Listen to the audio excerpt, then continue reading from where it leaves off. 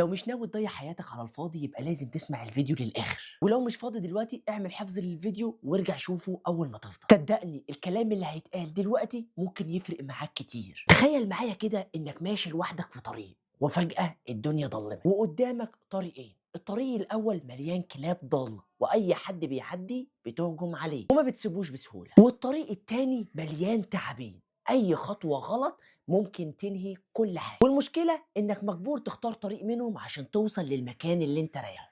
هتعمل إيه؟ أنا حطيت نفسي مكانك وقعدت أفكر أنا فعلا هعمل إيه في اللحظة دي. قلت طب ما ببساطة أنور الكشاف وألف وأرجع تاني، ليه أمشي في طريق كله خطر؟ هي ناقصة مصايب؟ طب لو جيت قلت لك إنك لو رجعت هتخسر كنز كبير كان مستنيك في آخر الطريق، كده الموضوع بقى أصعب صح؟ بس المفاجأة إن في حل أنا لسه ما قلتهوش. أنت معاك مفتاح عربيتك ممكن ترجع تجيبه وتركب وتمشي في أي طريق أنت عاوزه وكمان توصل للكنز. شايف؟ الحل كان معاك من الأول بس أنت اللي ناسي. ونفس الفكرة في حياتنا، لما الدنيا تضلم في وشك وتبقى كل حاجة صعبة وأنت واقف تايه مش عارف تعمل إيه، في اللحظة دي افتكر الصلاة، لأنك بتسجد للي خلقك وتقول له أنا مش قادر حلها يا رب. بجد إحنا معانا سلاح ناسينه ولازم نرجع نستخدمه ونشوف حياتنا هتتغير ازاي. واختم بقول الله تعالى بعد اعوذ بالله من الشيطان الرجيم بسم الله الرحمن الرحيم وما خلقت الجن والانس الا ليعبدون.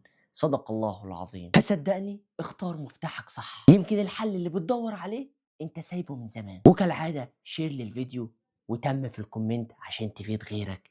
دمتم في امان الله والسلام عليكم ورحمة الله وبركاته. سلام.